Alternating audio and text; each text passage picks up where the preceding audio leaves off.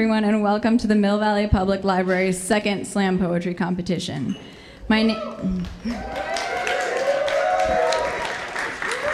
that's why he's going to be such a fabulous MC this evening, but we'll get to that later. My name is Katie McBride, and I'm the young adult librarian here. Before we get started, I want to take a moment to thank the Mill Valley Library Foundation and the Friends whose hard work makes these events possible. Ooh, good Lord, that's loud. Okay. Tonight's event showcases the talents of 15 high school students, all of whom are braver than I am. It is one thing to write poetry, and it's quite another to perform it in front of hundreds of people and a panel of judges. Slam poetry takes a poem off the page and transforms it, through the poet, into an experience. The judges will be considering not just the words that come out of the poet's mouths, but how they come out. Vocalization, body language, and dramatic interpretation will all contribute to the judges' scores. I want to welcome our distinguished panel of judges. Billy Butler,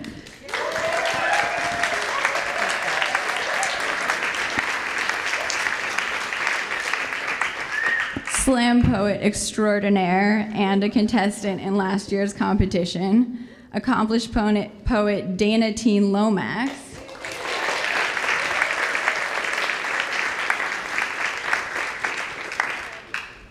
and Carolyn Losey, poet and head of the Marin Poetry Center's high school poetry contest.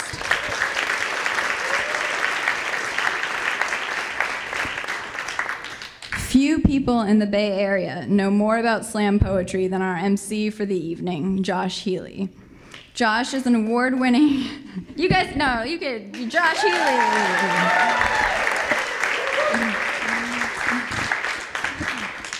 Josh is an award-winning writer, activist, comedian, and author of the poetry collection Hammer Time.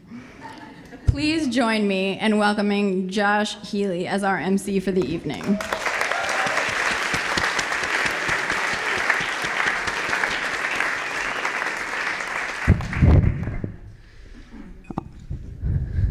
What's up, Mill Valley? How's everybody doing tonight? That's terrible. It's Friday night. How's everybody doing tonight? Make some noise. Yeah! We're gonna have a party in the library. I'm dancing with no music. All right. That was my most awkward introduction ever, and you guys seem to play along, so we're gonna have a good time tonight, right? Cool. So I'm really excited. And the reason I'm really excited is 15 people sitting in the front row right here. And yeah, y'all can make some noise. We have some poets and writers and spoken word artists, all who are here to share stories, to share their stories, to tell the stories of the world they see around them, to use the word to change the world, to see the world, to have fun with the world. And I'm really excited because I got to meet everyone downstairs just a minute ago.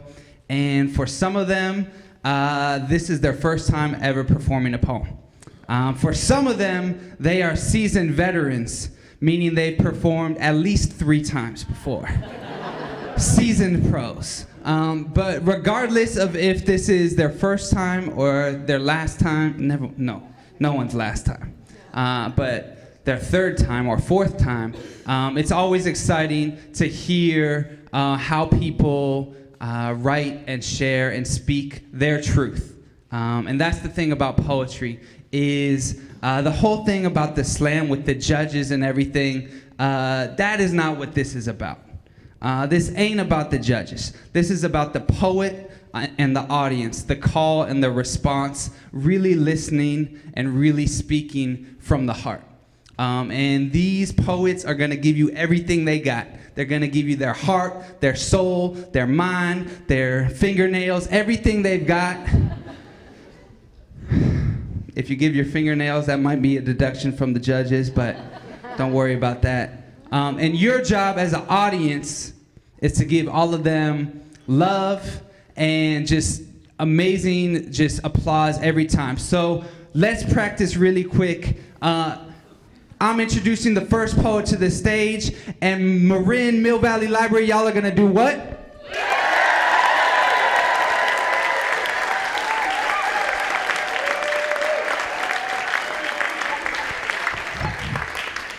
That was pretty good.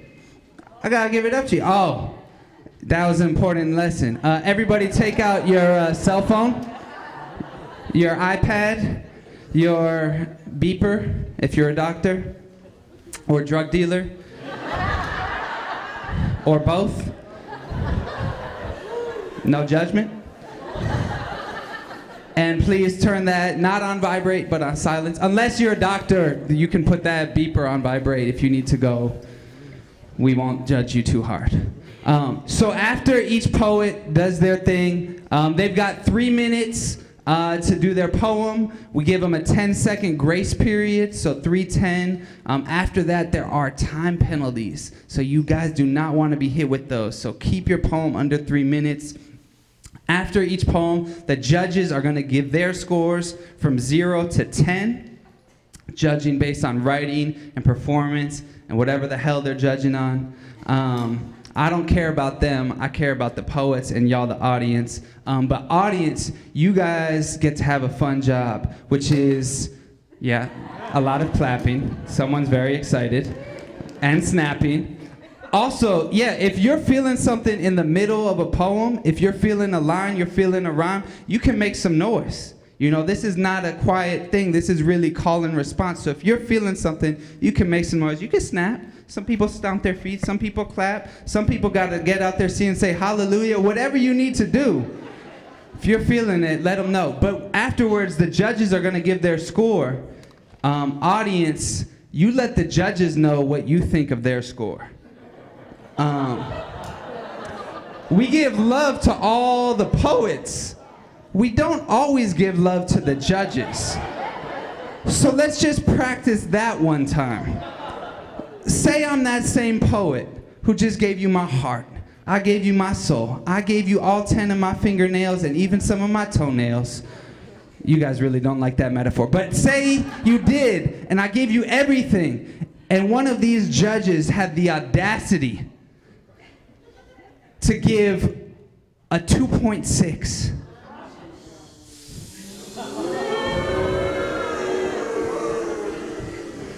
That's why you guys are my type of crowd. Now judges, be consistent like we talked about. You know, do not be swayed by these audience members. Audience, sway the judges, okay? Do y'all thing. All right, y'all ready to get this started?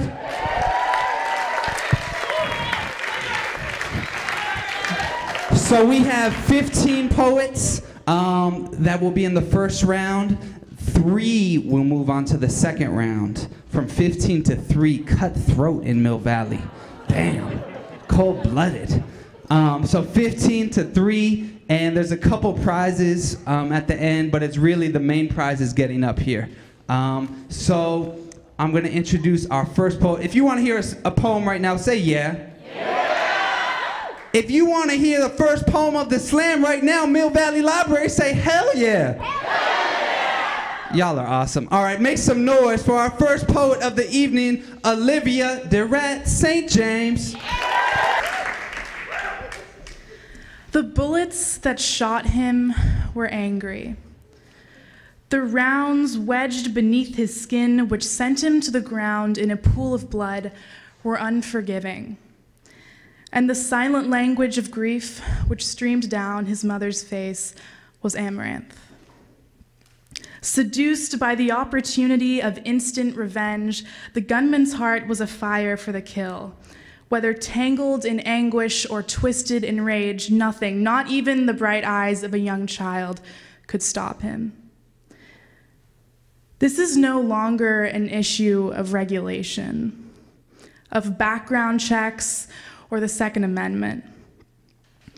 It's an issue of humanity, of the war within. I dream of a nation united by birthdays, not burials. a place where Saturday nights are spent watching the glow of cake candles flicker across an untroubled face, not a memorial card.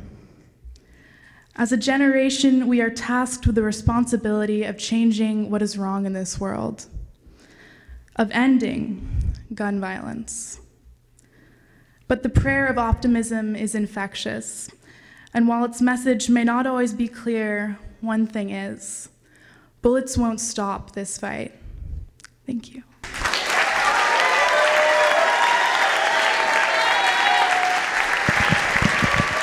And that's how you start a poetry slam. Give it up for Olivia one more time.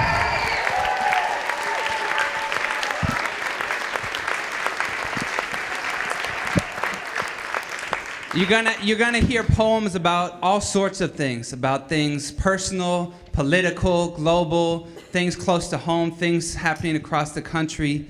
And I thought that was really powerful how Olivia talked about, this is the issue, this is one of the issues affecting, the young people, young generation. And a lot of times you hear politicians in the media talk about young people without young people in the room. And this is about young people getting to speak for themselves. Give it up for Olivia one more time. Judges, let's see those scores. Throw them up. There we go, okay.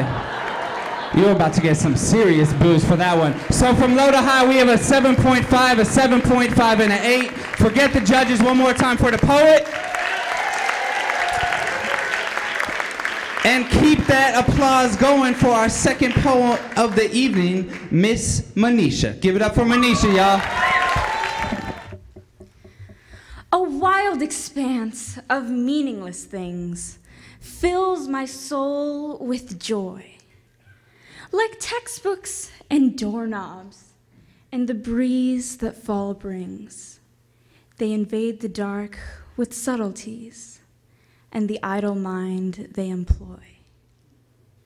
Let me tell you, for example, of a time when I was young, when I watched ocean waves crash for a time so ample, until my vision was permanently stung. As I staggered home blind, body broken, half bent, how shocked was I to find a soul whose heart was spent. Lying at the foot of the stairs, her body was hidden from view. She drew me near, strings pulling at my hairs, her silent cries pushing me through. As I slowly leaned across, gently touching her face, all time suspended, then was lost, and I basked in empty grace. As I look into her grief-filled eyes, I wonder, who is this soul stripped by fate? And with the angel on one shoulder, and beside him, his brother, I ask, am I simply too late? Thank you.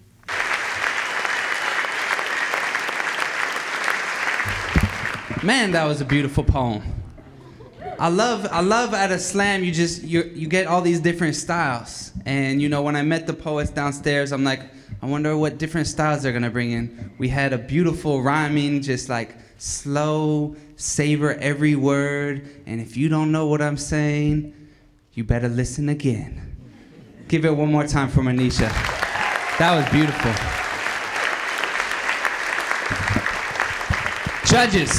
Judges, what say you? We have a low of a 7.5, an 8, and an 8. How do y'all feel about those scores? Pretty good. Forget the judges one more time for the poet. We always give the love to the poet.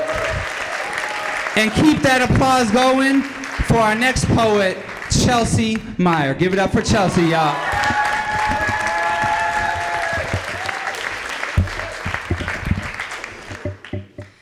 Look, I've made a lot of mistakes in my life, and it's safe to say that you are the worst.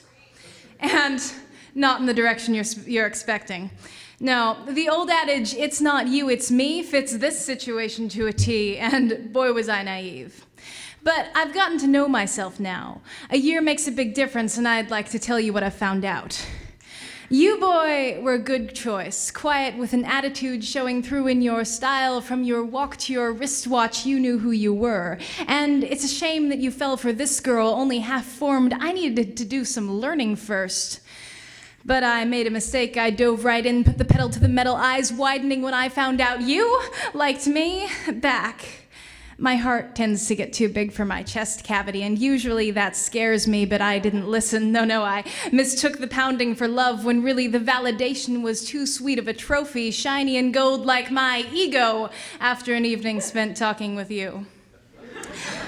I was head over heels, speechless, because you made me feel so special, and that's when things started going wrong.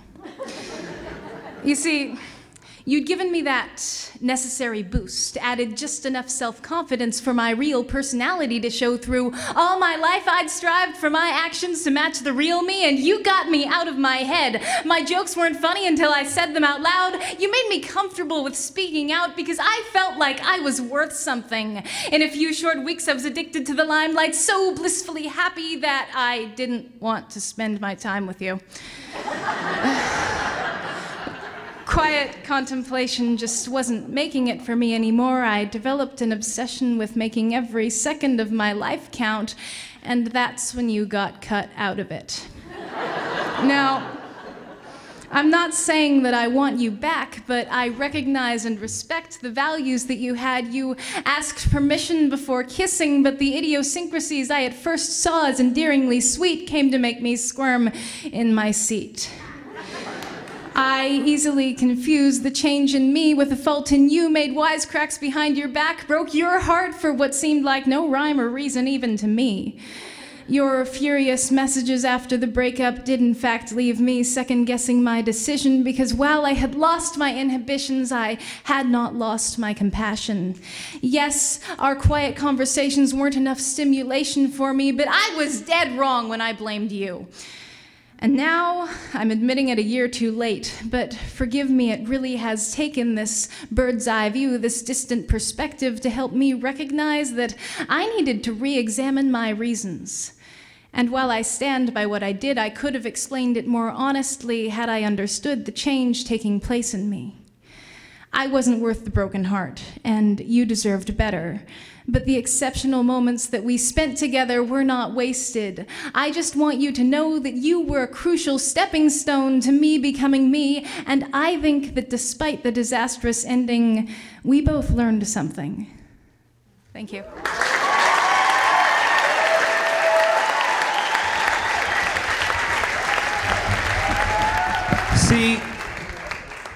See, they say wisdom comes with age, but I'm not sure that's true. Cause every time I wrote like a poem about like my broken ass heart, I didn't like learn nothing. I didn't like, oh, and then that was a stepping stone to my wisdom and I'm a bigger and better person. I was just like, damn girl, why'd you fuck me up like that? Give it up for the poet one more time. Judges, what say you for Miss Chelsea? We have, let them know, we got an 8, an 8.5, and a 9 audience, let them know.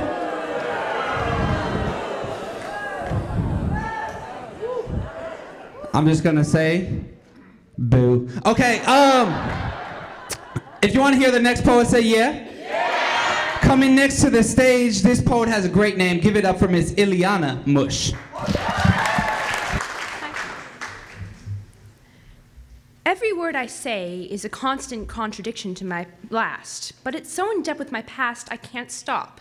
It's like a disease, an addiction at least. My words are still chosen carefully, even though they can't express any of my thoughts. And in tune with my beliefs, there is no real way for me to be anything but indecisive. It's like my state of neutrality affects my way to pick an answer, to solve a problem, but that's just terrible, because that's how we exist in this world. Is by having solutions, with no sudden intrusion of a babbling explanation of why that also has a percentage of chance to be wrong. So all of these ponderings cannot be solved, at least not in this conscious state of reality. So I'm pretty sure in this world I have been cursed with a degree of blankness. I have been cursed to have chosen a life with no examples. But in the end, I guess that's sort of all right, but in the end there will be no winner. In the end, there will be no explanation, and to me that's sort of fine, because to me there needs to be no winner, and unless, I guess, you want to understand a word that I've been babbling.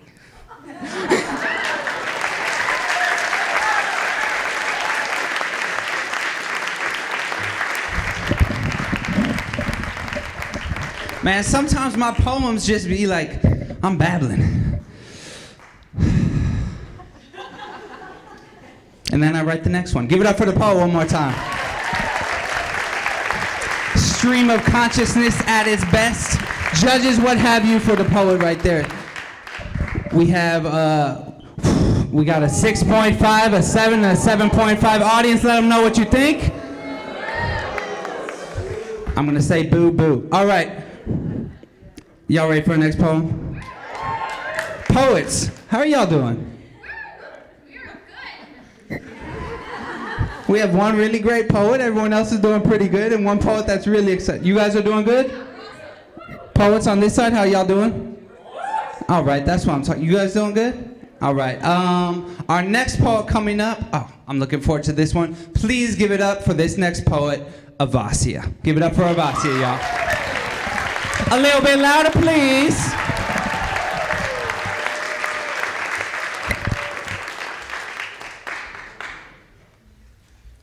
The other morning, I woke up and I knew I was beautiful, but only because logic had told me. It said, truth is, at the end of the day, beauty is what survives.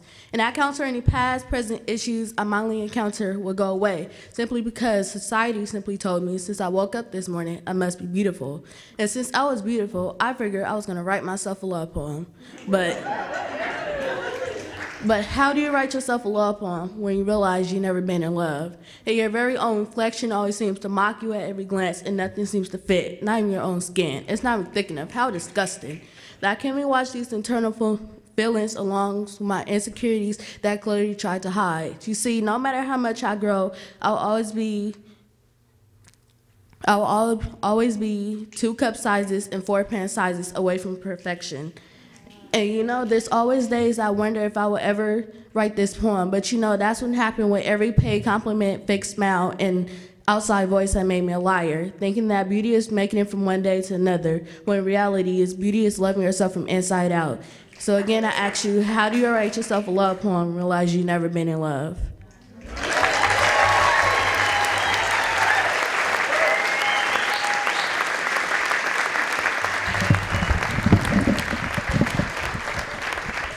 When I say I am, y'all say beautiful. This is not about me. Here, I'm speaking for yourself. I am beautiful. I did not hear y'all, Mill Valley. I am beautiful. I am beautiful. Judges, I did not hear y'all. I am. Y'all ugly. All right. I'm just kidding. Y'all are beautiful. Billy, you are a very handsome young man. Give it up for our poet Avasia one more time. A beautiful writer, and that's a very nice dress, I must say. Judges, what say you for our poet on that beautiful poem right there? We got one person who's taking her time. We have a 7.5, an 8, and an 8.5. Whatever with the scores, give it up for the poet! Flicking her hair back because she knows she the shit. All right. Our next poem. Y'all having fun? You ready, man? You ready? You ready? Give it up for Isaac Cohen. Come on, y'all. Give it up for Isaac Cohen. He's ready. Let's do this. Okay, so I apologize for the paper. This is my first full-scale slam poem.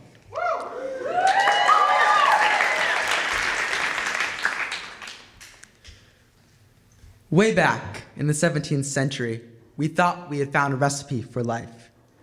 We thought if you took bread and cheese, put them in a corner, they would create mice, scampering across the floor.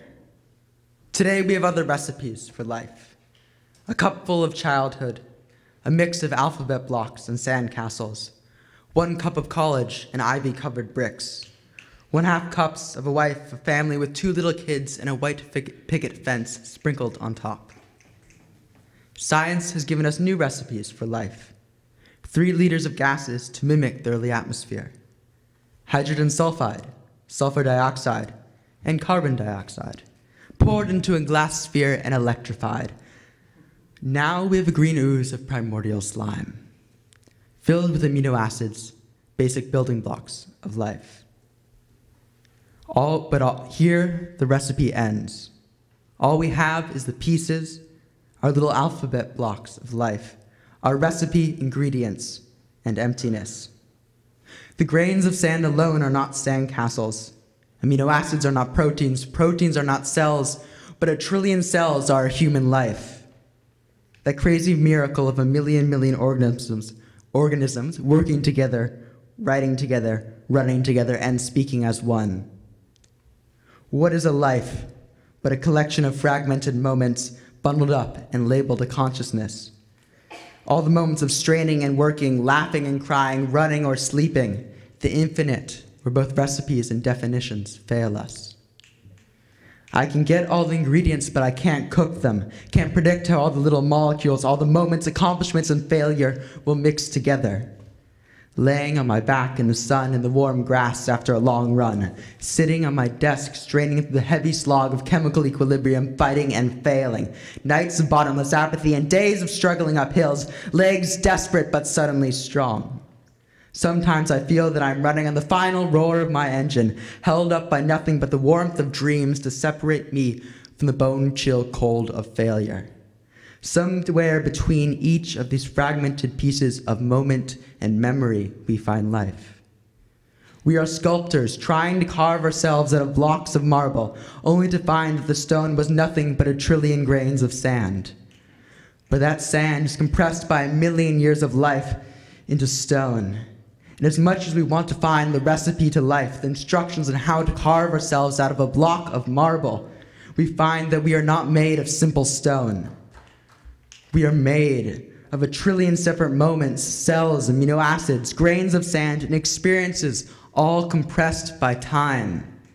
And we follow no path, instruction, nor recipe, but somehow find our way in the world, not in spite of it all, but because of it all.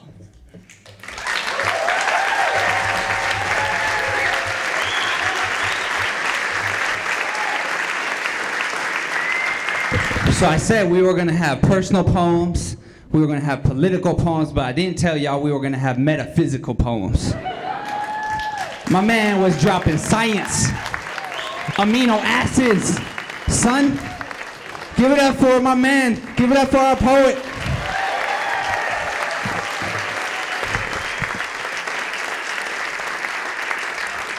Came off stage, was like, feel good now that it's done? You feel good after the first time? You gotta do it a second time? You wanna do it again right now? We'll save it for later? Okay, all right, we cool. Judges, let's see what we gotta say for that poem right there. For the metaphysics, we got an 8, and an 8.5. Give it up for the poet one more time. That was Isaac, in case you didn't know. Now you know.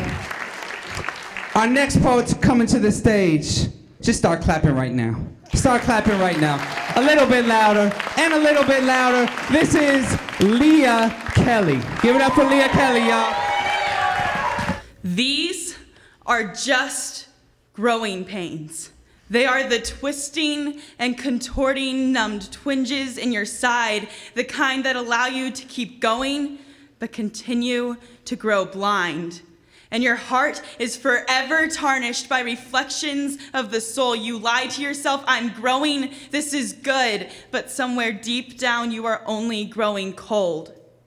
So she looks into the mirror and pleads with her heart through the pain in her eyes. There is redemption in the scars tried to heal with lies. And the endorphins in her brain asked again and again. She gave in every time she told herself in the end that maybe if I were just a little bit stronger, maybe I could have lasted just a little bit longer, grow the weeks and the days in between, but shorter come the sharp twinges. So she makes herself lean. She thinks, this is my chance, I better hold on to it now. And each bite she swallows, she has to force all the way down. It's not like that, she promises herself. I don't care if I'm thin or if I'm, well, the fact is, she doesn't. That's not the point. It's just a chance to control like the bending of a joint. And she's got arthritis now, but she's just 13 years old. So she picks up the bottle, thinks it'll somehow warm the soul. Each sip she takes burns a little less, and she looks up like, this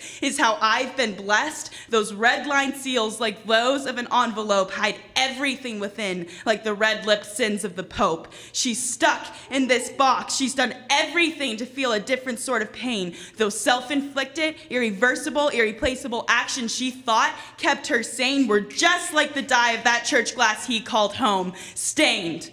But these are just growing pains, right? These are the ones that will make you more prepared to weather any fight. We'll tell that to the Pope's resignation. Sorry, she can't give up. Her life's worth more than some misinterpretation of power. Give her a little bit of that holy water. Maybe it will help her grow, help her flower into something stronger. Tell that to the hope that's gone like a suicide bomber. She used it all up, threw it away. Now it's just a victim of Dahmer. She grew tired. She tried. Now it's just her family that cries as her coffin lays under that cross. Her friends mourn their loss. And now, in the reflection of that church glass so stained, tell me again, please, tell me again how these are just growing pains.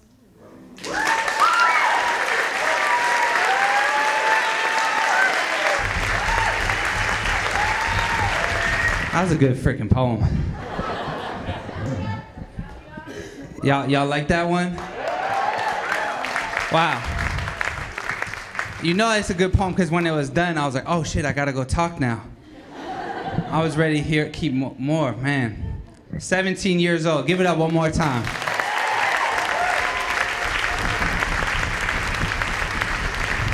Storytellers. This is about telling stories. That was a really powerful story. Judges, what do you say for the poets right there?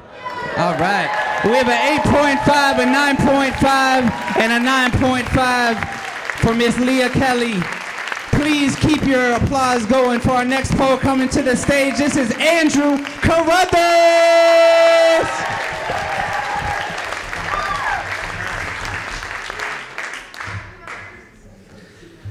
Stories of kids on fad diets, news headlines of worldwide riots, of AIG threatening to sue, of unemployment hitting a 70-year high.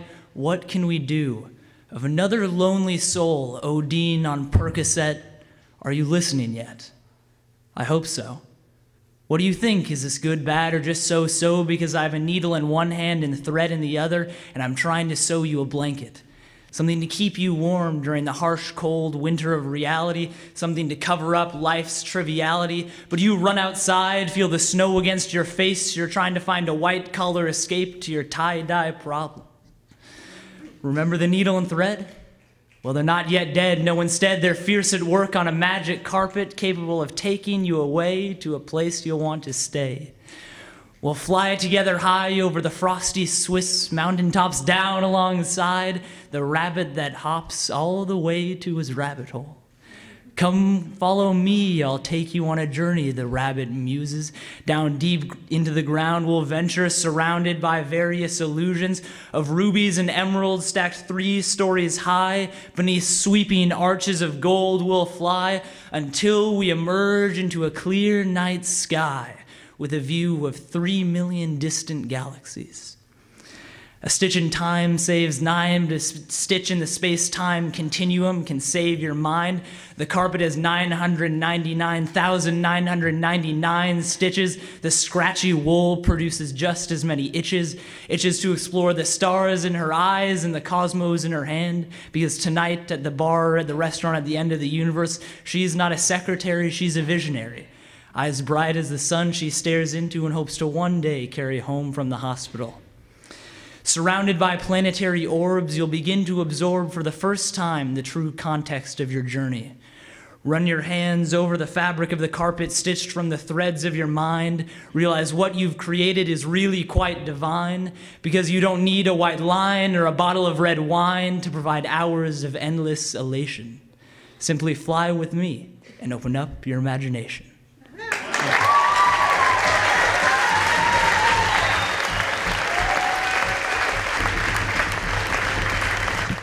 Andrew Carruthers.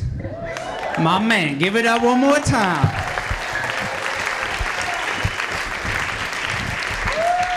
That's what this is about. Open up your imagination. Open up our imagination. And poetry has the power to do that. And it has the power to get us to look beyond these boxes. And so thank you for that. That was beautiful. Judges, what do you have to say? Are y'all gonna hate on imagination? Y'all ain't hating, y'all just aiding. We got an 8, and an 8.5 audience. Let them know what you think.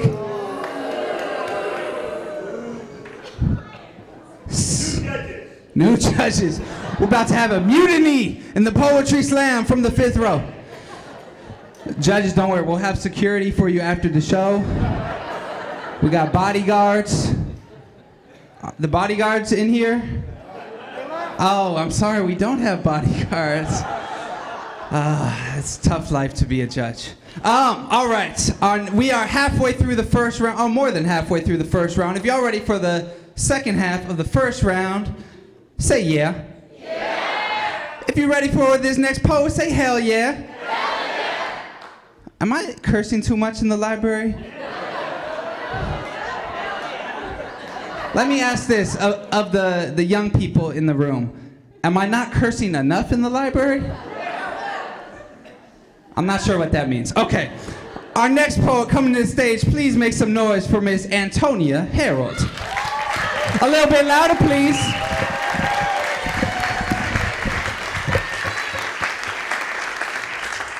Starting out as a crispy dollar bill, we are money. Children always ask, if you could be anything in the world, what would you be? But they never ask, what about we? What are we? Humanity, human race? We are money. You see, starting out as a crispy dollar bill with purity, and we have the scent that all newborns have, freshly printed ink. We are kept close by our owners, cherished for our firm innocence, not wanting to be spent, prolonging the days that we are used. But eventually, like everyone else, we are tempted by the candy store, and we overcome, and then we are shoved into the cash register and brutally organized by 1s, 5s, 20s, 10s, and taught at a young age to conform and expected to know in a short time to be pushed into the real world and where we want to go next, where we're supposed to be, what are we supposed to support. We are soon rushed for answers and tossed around. We are written on, scribbled on, doodled on, etched on, marked with vulgar words, observing the corruption and disparity. We are then shoved into the pockets ravenously of the hobos begging on the street, pushed into the bra of the the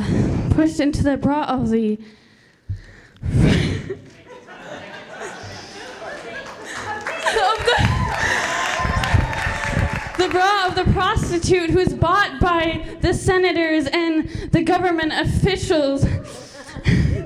We are in the trench coat of the drug dealers in the back alleyways, and I don't know what page I'm on, and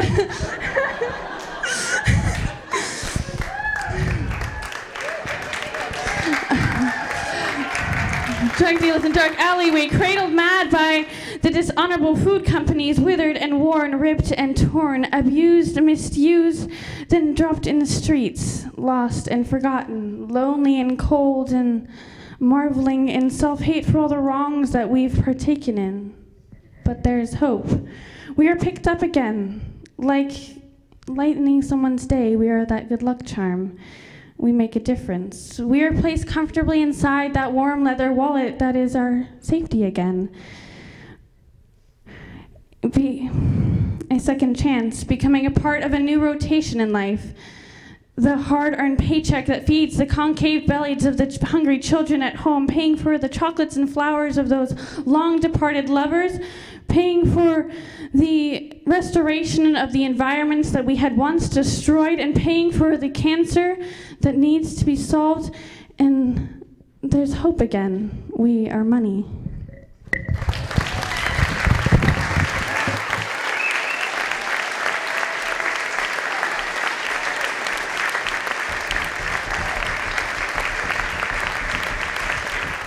So I want to give extra props to Antonia because I have been that person who's like, what page am I on? We're all on the same page. That's what I'm talking about. Give it up for the poet. Also, audience, I love y'all. Y'all are doing a great job.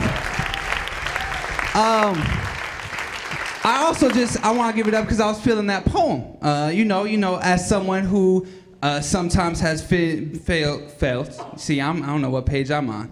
That's how good. Felt oppressed by money, or maybe by not having as much money as I would like. I felt, that poem, and I know that anybody in here ever had any sort of money issues. You know what I'm saying? Anybody? Any adults ever in your life relate to that poem? Or young people? Yeah, 2 hands. Wow. Okay. Feel for you, brother. I see you. So I want to offer a solution. If you ever feel like you've been oppressed by your money, I want to help you liberate it. And if you feel like your money, you're being, it's defining you and constraining you, if you take it and you don't want to burn it, I will gladly take it. And I promise you I will burn it or invest it wisely. So, give it up for the poet one more time. Judges, what say you? What say you? We've got a low of a 6.5, we've got a 7.5, we got a 7.5. On the count of 3, let's boom real quick. 1, 2, 3. And on the count of 3, let's give it up for Antonia one time. 1, 2, 3. That's what I'm talking about. Keep that applause going for our next poet coming to the stage, Mr. Will Bailey. Make some noise, Mill Valley. It was a Thursday, and the air was warm. It was the type of honeyed, sun-baked stuff which lays heavy on the languid, supine spines of the sprawling, patched, and empty architectures of the highways of the earth. It was not so long ago that the green-white highway sign caught a sunbeam in its face and in an instant became 10,000 writhing golden imperfections. I was going with my father to see a woman he had known a long time ago. She had danced and sung in a distant, ruined age in a world that knew no strangers. But she must have met a long time ago a person that she hadn't met before, because the golden light has long since bled down from out of the sky, and instead of one warm glow above, a city of 10,000 imperfections shines, glittering like an angel would. We had come to gather smoking fragments of her Holocaust in a house upon a hill. The house was almost empty. Of a life, only a few cardboard boxes remained. In them, I found letters waiting like old men to divulge to anyone, a world of nameless smells and unconquerable emotions. But after all, only a hazy afterimage remained, which has long since faded. We took the boxes with us, and time began again, turning the miraculous into the mundane and stealing the months and years into uniformity. But sometimes I go and find a shattered piece of her memories, and in them I see 10,000 golden imperfections dancing in the light.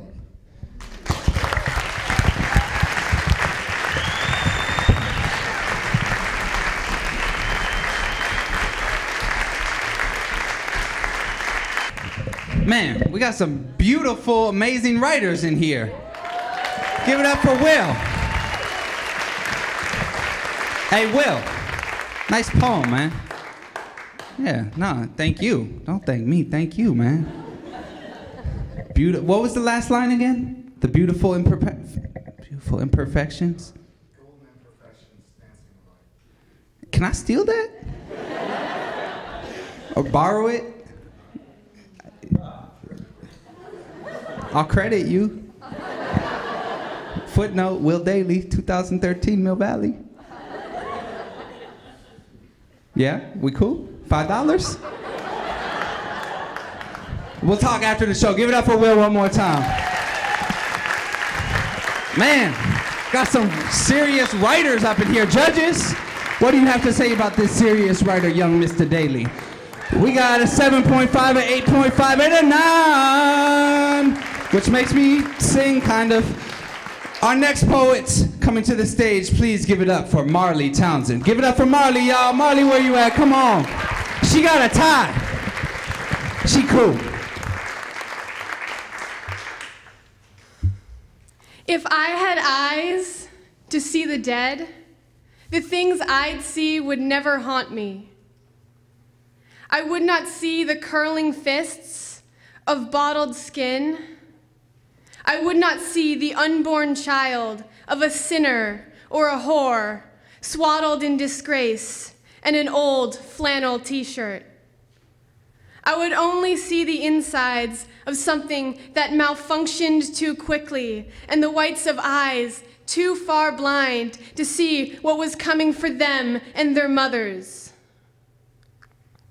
If I could hear the voices of 10,228 lives as they pleaded with the night to release them somewhere other than the graveyard where their fathers and their grandfathers lay, where the man who crashed his Ford into their backs, their spines, after one night of drinking, drank his last crooked glass and put himself to sleep.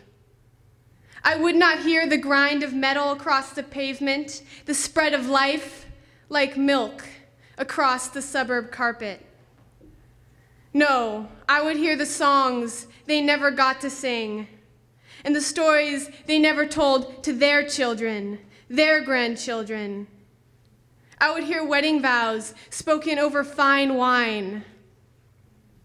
I would hear the pluck of a well-tuned bass, the slide of a well-turned page, and I would hear the shouts of a stadium filled with fans who'd gladly take their own lives to be in the hero's place on stage. And if I could hold the hearts of 131 victims in my hands, they would not feel like scabbed skin, gone gray and blue and purple with gunshots and knives. They would not feel like tattoos and cigarettes and poverty, or something sweet and illegal passed down through dirty hands and generations built on the mucus of some scorned god.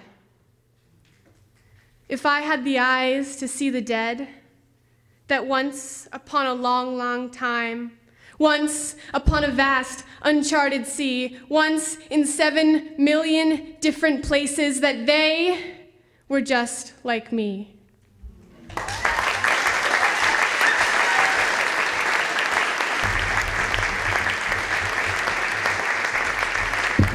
Man, woo!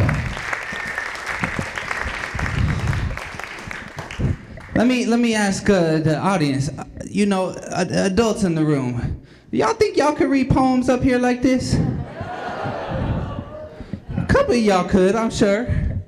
Some of y'all can, you know, even came up to me like, yo, can I get in the slam? No. You can't. But you should write, and we're all, I mean, a lot of us, we wrote, a lot of people I meet, they say I wrote when I was younger. You know, I used to write when I was younger. And that's great. But I used to write when I was younger. I don't know if I wrote like that. Give it up for Marley one more time. Man, that was brilliant. Thank you. Taking us all over the place. All over the place. Judges, what do you have to say for that last poem right there? We got some disparities. We got a 7, we got a 9, and we got a 9. Forget the scores. Give it up for the poet one more time. Coming to the stage right now, keep that applause going for Ben Richardson.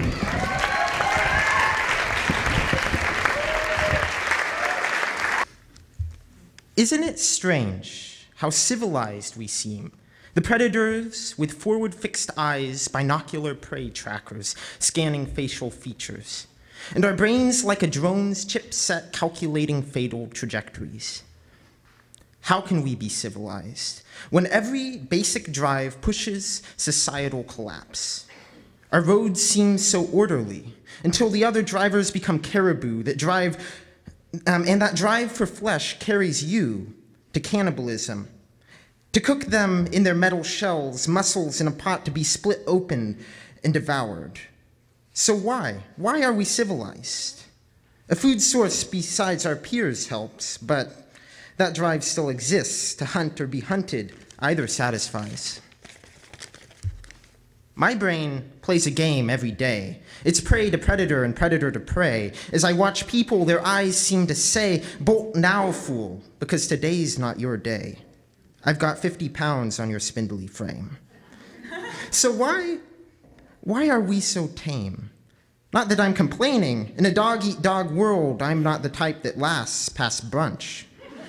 And I'd rather not hear my bone crunched by a troglodyte with bad teeth or beneath a savage's hairy feet.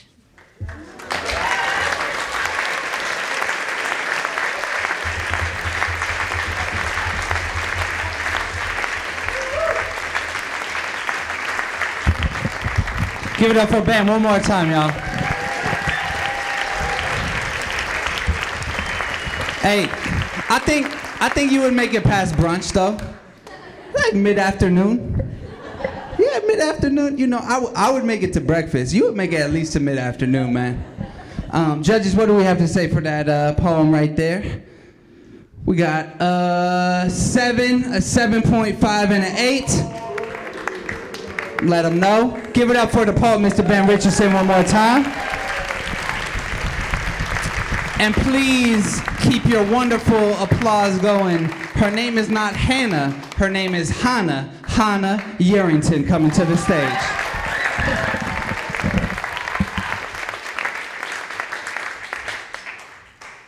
I wanted to write a poem to my culture, but I'm not sure what my culture is. See, I thought it consisted of challah bread and Hebrew prayers, long voyages and old memories passed down from wrinkled hands to soft skin.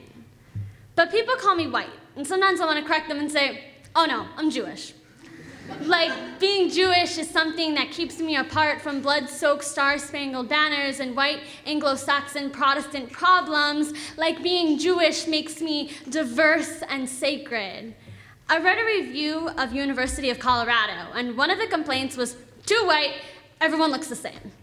And I nodded, looked around, looked down at my hands, all white. But I'm Jewish, right? See, I bubble in the section on standardized testing that says white/Caucasian, but I want to fill in a bubble that says Jewish. Because I'm proud to be Jewish, but also because I want a culture that I can taste, smell, see. I want an identity that I can tell the world, an identity that begins in my bones, an identity that dances in my DNA, davening. And I don't want to wear yellow stars on my sleeves, but yellow stars weaved in my hair. And I can never be that white girl from Marin in a blue Prius hashtagging statuses with white girl problems. So I said I wanted to write a poem to my culture. But really, I want my culture to write a poem to me, to write me into our poem, history. 12 tribes in a trek through the desert. My land of milk and honey is knowing I'm different. Lamb's blood painted on the doorpost of my heart. A mezuzah on my door. I want to reclaim what we tried to hide. Because I want a culture that is made of more than media and plastic Easter eggs. To be part of a story, a symbol of strength. I want to carry on all my people had to leave behind in lost suitcases and black ashes, carrying nothing but tradition in the folds of their prayer shawl. To wear life around my neck, a prayer for my people, a symbol of my culture, a statement of survival, because my culture is one of survivors. Grandpa Max carried the family Bible through 3 different countries. Grandma Oma, Ellis Island, cousin Johanna cooking Passover at 92. This is my culture, Jewish. Teach me to be Jewish. Funny, we spent all those years assimilating. And now I'm begging for funny Yiddish words and sour pickles, latkes and bagels on lox, Chinese food on Christmas, and Barbra Streisand's nose. Candles and Hebrew prayers. Baruch atah Adonai Eloheinu melech haolam. Lord, give me a culture. Lord, give me a culture. Amen.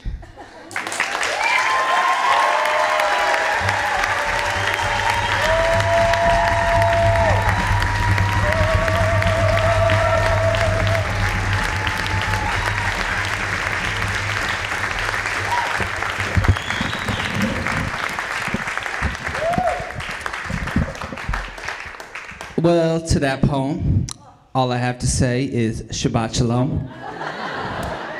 And that was beautiful. And, you know, if you want to talk with some about Jewish stuff, I have a Jewish mother back on the East Coast. She'll talk to anyone about Jewish stuff. Sometimes I don't listen very good. If you want to talk to her, oh, hoy vey. All right, judges, what do you have for that poem right there?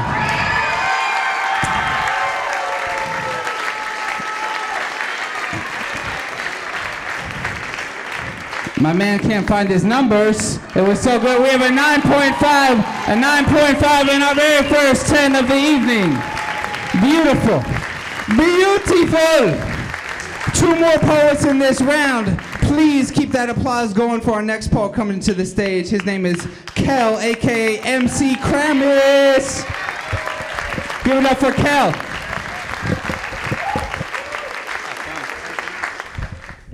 You see, my pops is worried for my life. He sees in my face all the pain and the strife. He sees the self-righteousness. The unrequited loves turn to heartbreaks, turn to scars that I ain't ever gonna show. See, he was there with me when I first fell down this slippery slope. It was December 17th. We went to see the room where my grandmother had died. And God rest her soul. I have not slept since I cried that night. I've had to look into his face and say, no, Dad, really, I am all right. But the purple bags under my eyes know that I am not all right. See, I love my pops. But ever since that night, he's had to live with the knowledge that his baby boy isn't right. See, a year went by. I got my heart broken out of existence. Depression and suicidal thoughts were all I ever heard in my head, so I started to listen. They put me in a hospital. They locked me in a small white room. They tried to tell me that I was crazy. I ain't crazy. You can't hold me. I'm not gonna kill myself tonight. I got out, but goddamn, I know that it changed me. See, Dad, I love you to heaven and back down. And I promise whenever I'm around you, I will try to lose my frown. But you need to know that your baby boy isn't happy. But he knows that he'll always have one thing, his daddy. And whatever comes up, comes out. We don't put our hands over our mouths.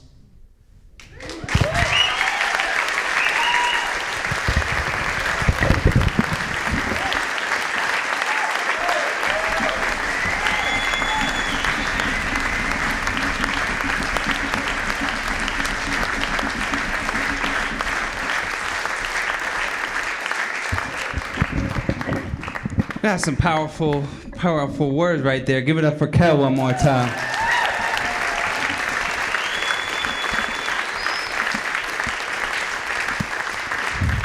And what I say, poetry is a form of healing. It really can be expression. That's why you hear so much more poetry in the schools, so much art in the schools, because it really is, no matter where you're coming from, it's a form of healing. And for the poets, something powerful that I want you guys to know is that when you share your piece, it's not just you who are healed, but there's people in the audience who might relate to that poem, and they experience a little healing with you.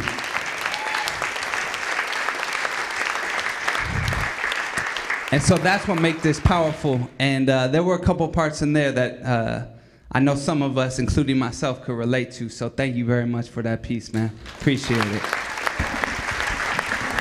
Judges, what say you for my man Kel? We have an 8.5, a 9, and a 9. All right.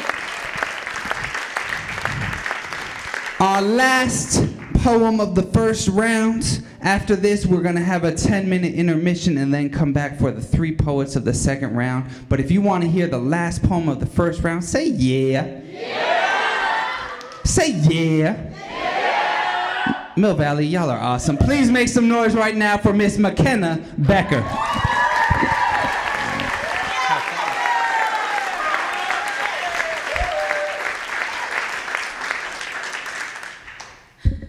Lately, scrolling through my Facebook newsfeed, I've noticed a little bit of a change. I don't know what caught my eye. Maybe it was my inability to recognize words because acronyms have taken over. Or perhaps what got my attention was the cleavage of a 12-year-old. This girl covered in makeup instead of clothes. I don't remember having boobs when I was 12, but Victoria whispered her secret into this girl's ear, telling her that boobs make you popular, and she believed it. And wait, since when do 12-year-olds have a Facebook anyway, but the 300 likes on her picture only validate her idea that she should keep dressing like a hooker in the day? I see it everywhere. Kids growing up so fast, there seems to be an abundance of artificial but a shortage of class, where having a conversation with an adult is a chore. The only conversations that happen is over text. The idea of face-to-face confrontation is something to be abhorred. It used to make me so angry seeing kids spend more time getting ready in the morning than on their homework. It's considered a downfall if you have any little quirk. Originality hidden behind pounds of makeup, and dressing for school, you're supposed to look more like a pinup. But I realize it's not a flaw in character, but rather a product of our society. And don't try to lie to me and tell me it's a phase. Girls are brought up thinking self-worth is defined by the amount of likes on your profile picture, and to flat iron your morals because beauty is pain, altering yourself to fit the idea of what will please a man, but don't tell them how to feel because apparently vulnerability is weak. The media makes sure kids know what will get the most likes on their Instagram, and being cool means not giving a damn. The smaller your waistline, the more powerful you are, and that beauty is what will get you far. I don't know when things change, when a girl's safety net was her push-up bra, and the tighter your jeans, the cooler you are. But what media won't tell you is that beauty fades. And at some point, your power needs to come from within, and that self-worth is deeper than skin. Media doesn't teach you to be unapologetic when standing up for what you believe in, but instead raising a culture of apathy. Society is bringing up a generation of insecure youth. I wish I could do something to set these kids free and remind them that adolescence is a gift and that it's fleeting. Hegemony can't tell you who you should be. I just wish I could tell these kids how much they're worth, because it's so much more than what I see in my newsfeed.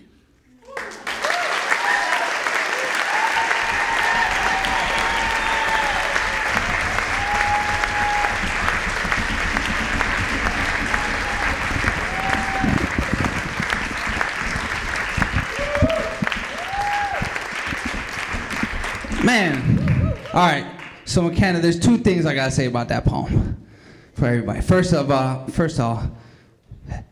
what was the word? Hegemony? Damn. She's just throwing out hegemony in that poem. Okay, maybe that's not that big for some of y'all in this room, but hegemony. All right, second of all, today is March 1st. It's the first day of International Women's Month, or Women's History Month. And that was a beautiful poem. And can we just give it up for all the strong women, all the beautiful women, all the women writers, the young women, the elder women. Mom back on the East Coast, I love you. That was beautiful.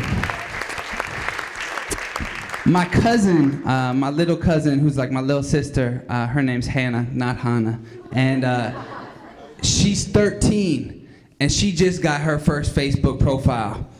And I realized, man, the things, luckily, she's not putting no crazy photos up there, because I would come make sure that didn't happen. But the things that she is posting, I'm just like, wow, like this culture is so different than, I mean, I'm so glad that if I had Facebook when I was in high school, I would have said the most stupidest ass shit. And I just had to tell her, you gotta be really careful what you put out there. But it's also, like in that poem, it's what is our society telling these young girls and these young boys and us, all of us, like how do we present ourselves?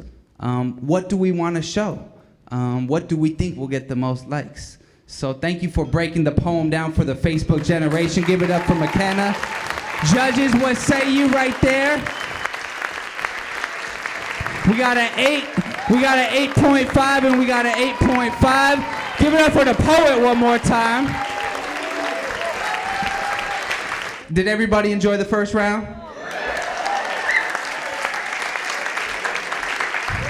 I had a great time. I am very impressed with all the amazing writers and performers that took the stage. One more time for all 15 poets.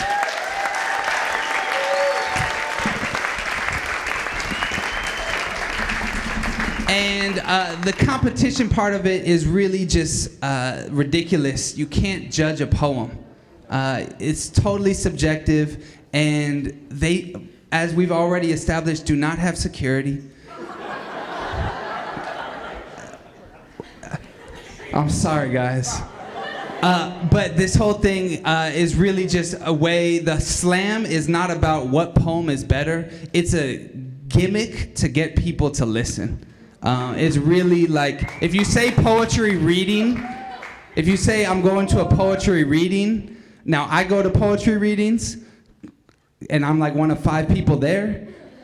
But here we are at a poetry slam, and we have 100, 150 people on a Friday night. And so poets, I want you guys to remember that. It's just a way to get people to listen to your poems. With that said, give it up for all the poets. The 3 we're gonna hear from in the second round in this order are Leah. Give it up for Leah.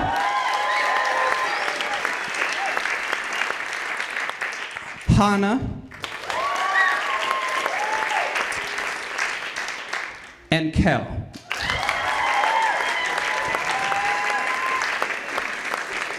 One more time for all the poets.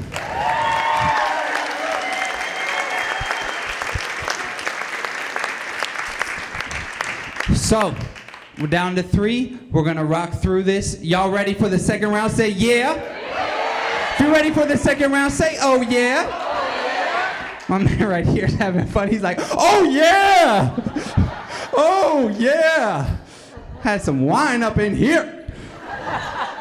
Let's go with our first poet of the second round. Please give it up for Leah coming to the stage.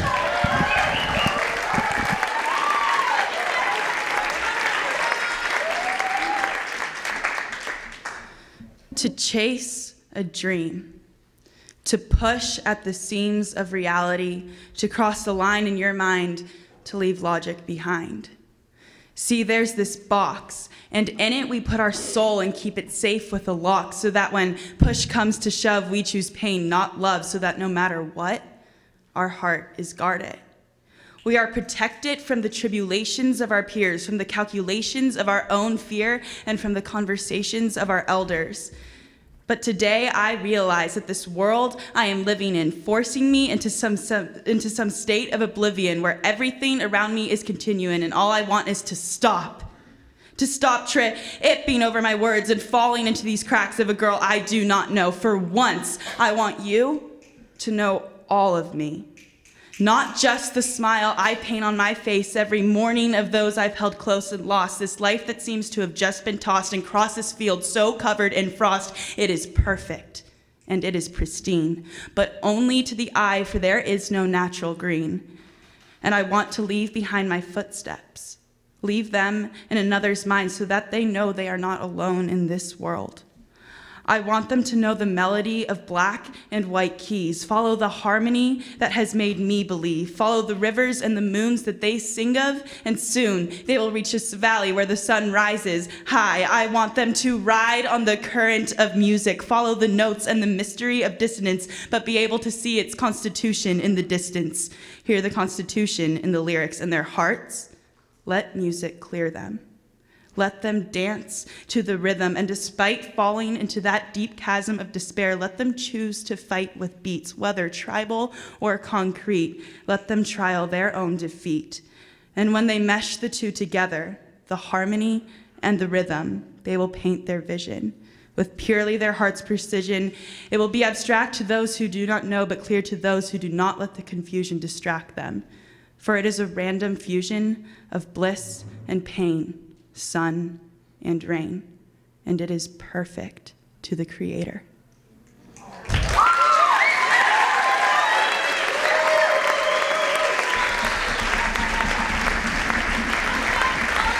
That's what I'm talking about!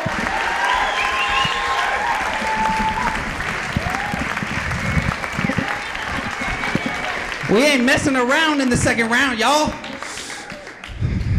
Kind of hurt my hand on that high five a little bit, my bad. Sorry.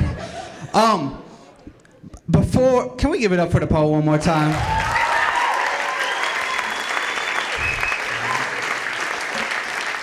Judges, what do you have to say for that poem right there? We got a 8.5, a 9, and a 9. Give it up for the poet. Hey, before we go any further, I had an announcement that I was supposed to make earlier. There's this Marin County High School Poetry Contest. Have you guys heard about this, poets? Poets, y'all all heard about this? Y'all know that the deadline is next week, March 8th, and there are prizes, $200. How old can you be? No? What if I shave my beard? Way too old? I would lose to these people anyway. All right, there's a high school poetry contest. Carolyn's one of the main organizers. Grab a flyer, talk to her. The deadline is next week. I'm a big believer that a poem should work on stage as well as on the page. And I think that a lot of you guys are here too because your writing is as strong as your performance. And I've been very impressed by that all night from all of you. So if you feel like you want to have your poems out there in written form as well as performance form, I encourage you to submit to the high school poetry contest. With all that said, y'all ready for the next poet? Say yeah. Coming back to the stage for round 2. This ain't Hannah, this is Hannah. Make some noise, y'all.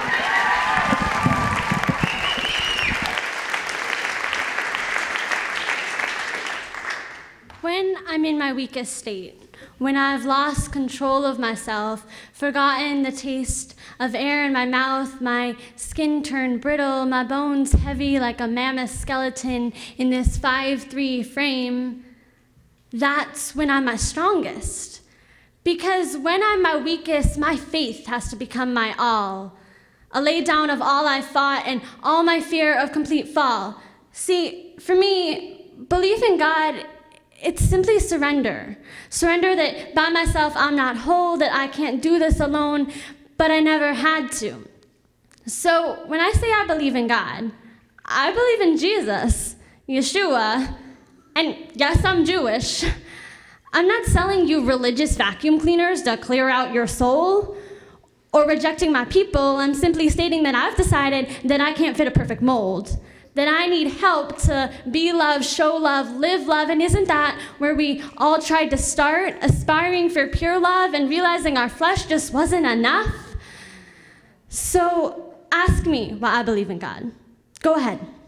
I believe in God because I believe in love. Wait, what? A definition of love that isn't based on the physical, that isn't based on the material, but a definition of love that doesn't judge, but completely embraces within the spiritual. See, I am not here for the critical. I don't care what they told you. God says that's his place. And inside my body are billions of cells that somehow work together so perfectly that I believe every move I make is a miracle. That's another thing. I believe in God because I believe in miracles. Felt my curved spine straighten, my baby cousin take another breath. I believe in God because I believe in worth. And I look at this world of ocean eyes and origami flowers, fragile relationships that somehow work together just right. And I just can't believe in chance. But when people hear religion, they think war, violence, hate. They think criminal plays on the backs of old texts twisted to spell out criminal ways. But I am not for advocating legalistic rules and Bible-reimbursed hate. And I'm not saying that my God isn't a God who judges. And I'm not saying that there isn't sin. I'm just saying that it is not my place to be God. I'm just saying that all I know is my God called me to love, called me to care. And I'm so, so sorry that we haven't always got this message through all these years. I guess I've got a lot of explaining to do. But I just want you to know, it's okay. Really, it's okay. You can go ahead and ask me. Ask me. Ask me why I believe in God.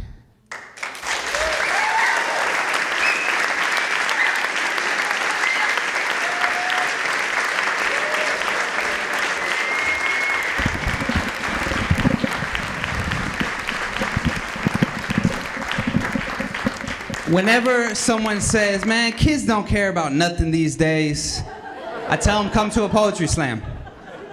I tell them to shut up and listen, to ask the questions, and actually listen to our youth, because they got a lot to say. They got a lot to say. And got a lot of wisdom. A lot of wisdom. Thank you. Judges, what do we have for Miss Hannah? We got a 9, and a 9.5. Give it up for the poem and the poet one more time. A Religion of Love. And our last poet of this round, of the second round of the Mill Valley Youth Poetry Slam Competition 2013, is coming back to the stage. Y'all loved him in the first round, love him again in the second round. This is Kel. Give it up for Kel one more time, y'all.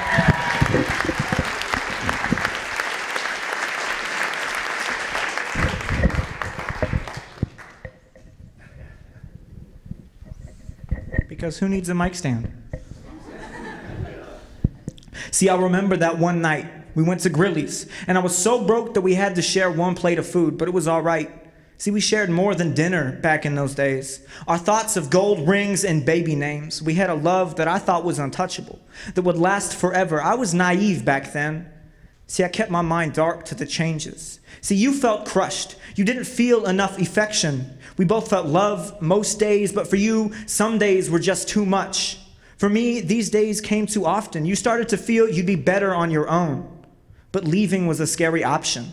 See, I talked about someday marriage, and today it's all love. You thought secretly about how marriage isn't supposed to even be an option.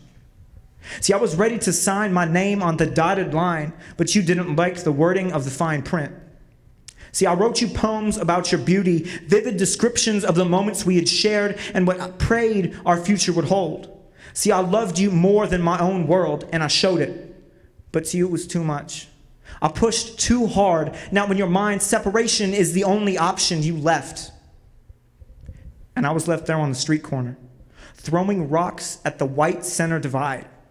See, I woke up the next morning afraid of the nightmare I had just had.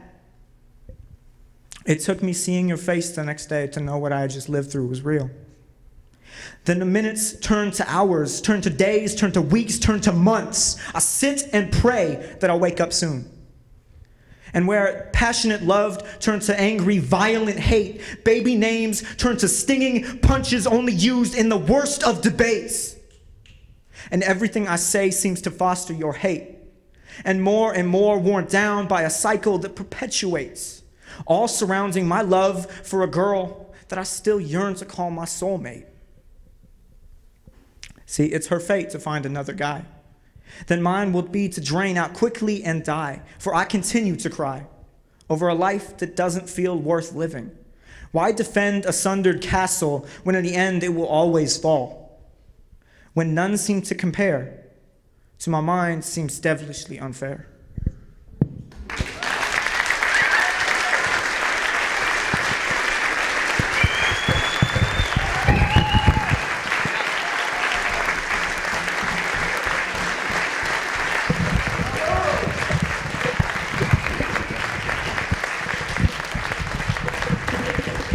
All these poets are so polite. I come up here, I'm like, thank you. They're thanking me. Thank you, man. Thank you. Thank you for that poem.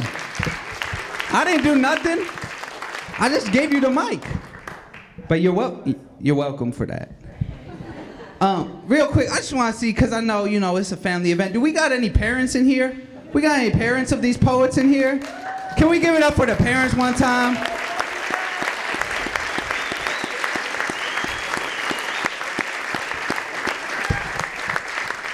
I also want to see, do we have any educators or teachers in here? Can we give it up for the teachers and educators?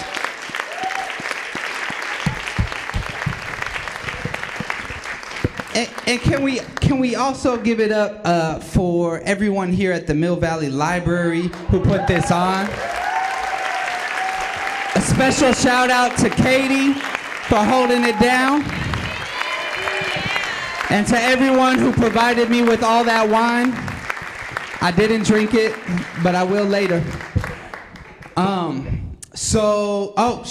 We gotta get some scores. I'm tripping, Kel. I was so excited. Thank you. We had so much love going. All right, judges, what we got to say for my man Kel one time? We got an 8.5, an 8.5, and an 8.5. Forget the scores, give it up for the poet.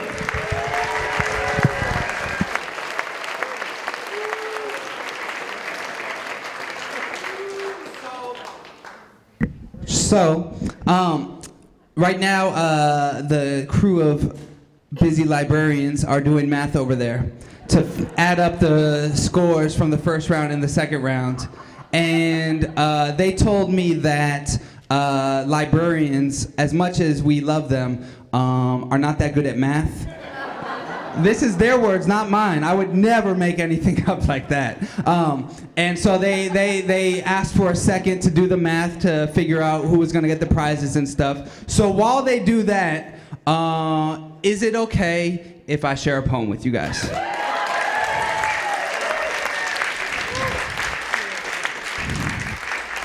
Okay, I'll be right back, hold on. I have not memorized my poem. Sometimes you don't memorize the poem. Sometimes the poem exists on the page and the stage and wherever else in hegemony. All of it. And you never know where the poem exists. Sometimes you're babbling. It comes out in all sorts of different ways. So this poem is, let me ask everyone in here. You ever had that experience where someone says something, you're at the dinner table, or you're in class, or you're with some friends, or you're walking down the street, and you hear someone say something that you're just like, did you really just say that? And there's like that beep that goes off in your head. They're like, really? Did you really just say that? And you want to say something because you didn't really like it, maybe offended you a little bit, but more you just weren't feeling it, and you want to say something. Anybody in here ever had that experience? Yeah. But you don't say something because it's easier just to go on with your day. You don't want to cause no trouble. You know, you don't want to get beat up by your mom, my mom, whoever. And so you go on with your day. So one of the great things about being a poet is even if you don't say something to that person right then and there, you can write a poem about it and then share it to a room full of strangers and put them on blast.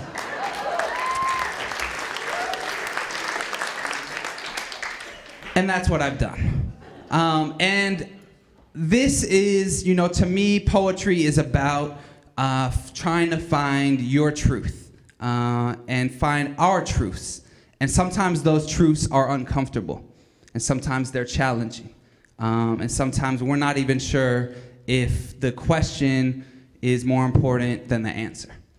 So this is a poem about some of my questions and some of my answers that I heard this one time in Oakland. And the poem is called Grammatically Correct, for all the teachers.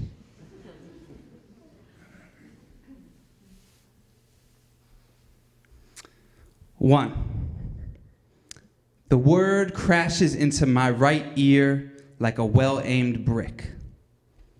I can't stand him. He's so ghetto. I overhear, at 15th and Broadway, from a woman talking on her cell, louder than her designer heels clicking down the sidewalk. She's sharing her disgust for an ex-boyfriend, or maybe her neighbor, or maybe one of my students. 2, West Oakland is rugged and beautiful like Wild West. Soccer games on hard pavement, the smell of your mom's cornbread, your uncle cheating you in a game of dominoes. West Oakland is extra security at McClymon's games. Bobby Hutton's Park after dark, the bullet scar you can't hide and don't want to. West Oakland is just down the block. So I biked to work today. Hear this woman at 15th and Broadway talking about one man like he's a whole neighborhood. Maybe he's an ex-boyfriend, maybe one of my students. 3, Venice, Italy, on the other side of the globe, is a tourist trap. Water roads and Hollywood settings. Romance novels and James Bond getaways. It was home to Vivaldi and Marco Polo. It was home to Hebrews. 15th century Jews expelled from Spain the same year they gave Columbus 3 little ships to go get some quick tea from India. Venice, the city of rivers, needed no walls to wall my people in. Forced all the Jews into Il Ghetto Vecchio, the world's oldest ghetto for the world's oldest people. The first people lucky enough to have that word slurred at us to enjoy such a privilege. 4, Gaza.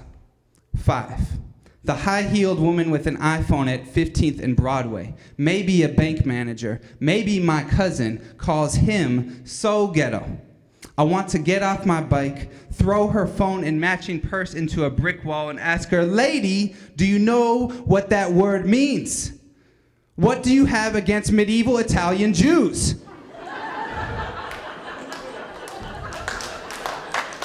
Because, listen to me, Mill Valley and lady, I've got some Roman ancestors somewhere who will fuck you up.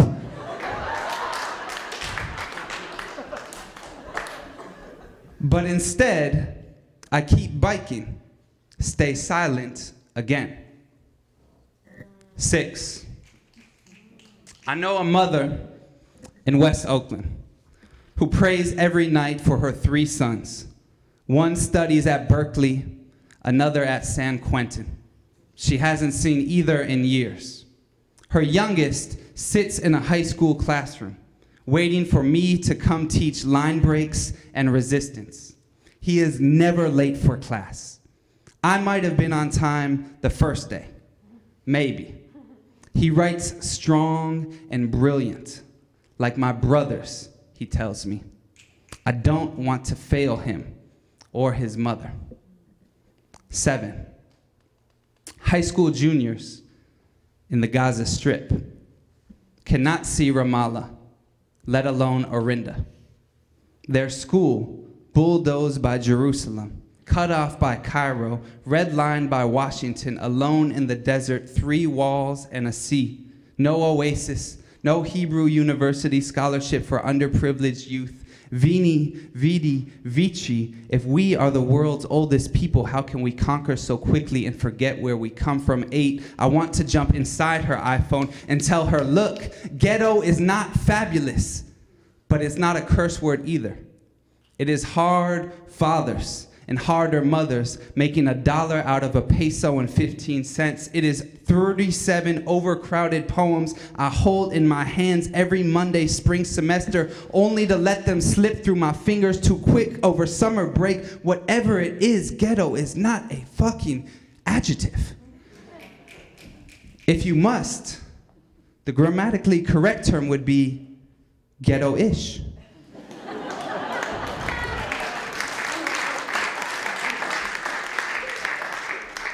But that doesn't sound right, does it? Sounds too much like poor-ish, black-ish, stereotypical rich yuppie woman with the fake Gucci heels and iPhone-ish. You said he talked ghetto, but who can't speak proper English? 9, I locked my bike next to the school. An extra bolt around the front tire, 'cause I know. The first floor hallway smells like a broken toilet. The bell rings when I walk in, but all my students are already ready and waiting for me in the classroom. One of them, the youngest of 3 sons, smiles from the front row and taps his watch at me. I know, I say, I'm late, but I'm here. So let's get to it, because we've got some work to do. Thank you very much.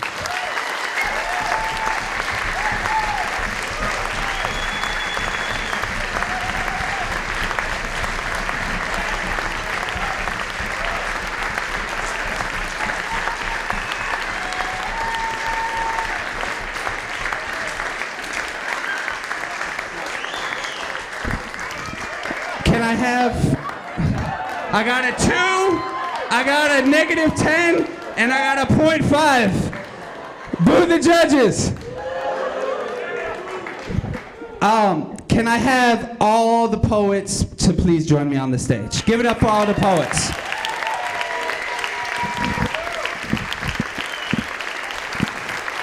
Mill Valley, what do you have to say for your young poets right here?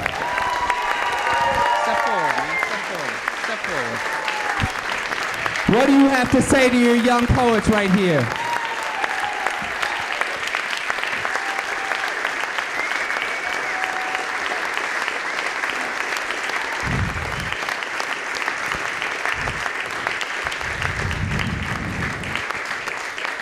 I'm gonna announce the three people who got their prizes. The real prize y'all already got by being the shit.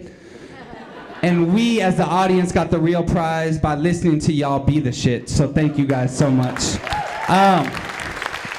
Katie is gonna give you your prizes. There's a gift certificate to a music store. There's a gift certificate to Soul, my favorite restaurant in San Rafael. Y'all got a Soul in Mill Valley?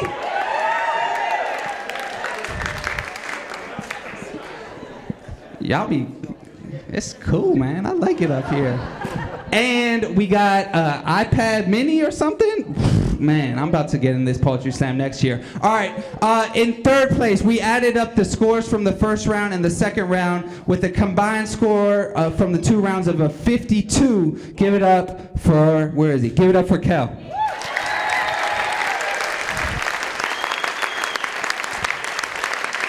It was close, y'all, with this combined score from the 2 rounds of a 54. Please give it up for Leah.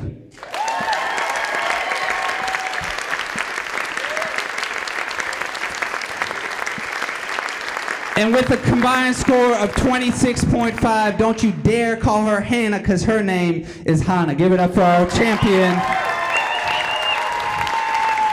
One more time for all the poets who took the stage tonight. You guys have been awesome.